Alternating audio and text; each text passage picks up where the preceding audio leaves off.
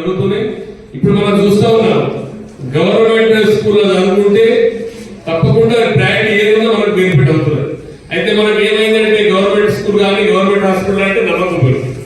ఏముంటుందో ఎలా ఏమవుతుంది ఏం లేదని మనం దాని మీద కొద్దిగా ఆలోచిస్తుంది. మనము ఫస్ట్ నమ్మాలి. మనం సర్పంచ్ మన ముందే ఫస్ట్ హాస్పిటల్ పోవాలి. సర్పంచ్ పిల్లగానే మనమే మరి గ్రామంలో మనకి ఇది కావాలంటే మనం ముందుకి రావాలి. అయితేనే మరి స్కూల్స్ బాగా ఉంటుంది, మన పిల్లలు మంచిగా చదువుకుంటారు. ఇప్పుడు ఒక ప్రైవేట్ స్కూల్లో ఇంత పిల్లలు ఫస్ట్ ఇయర్లో చేస్తే వాడికి 15,000 రూపాయలు తీసుకుంటుంది. అవన్నీ ఖర్చులు అంటే మనం చాలా మంది తట్టుకోలేకపోతున్నారు. కాబట్టి మనం దాన్ని సుగా ప్రయారిటీ ఇవ్వాల్సి ఉంటుంది. ఇప్పుడు పరువు సుఖ దాని మీద మరి పిల్లగాళ్ళకు భోజనం సుఖ తగ్గడం కూడా అమౌంట్ సుఖ పెంచడం జరిగింది.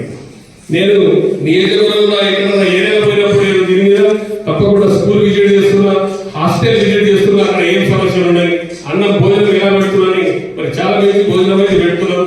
ఎక్కడెక్కడ మరి ఆ సర్పంచ్ ఇప్పుడు కొత్తగా మీరు సుఖ బాధ్యత మీరు అక్కడ ఉండి మరి మంచి భోజనం సుఖ పిల్లలకు ఈ తినబెట్టే బాధ్యత సుఖ మన మీద ఉంటుంది.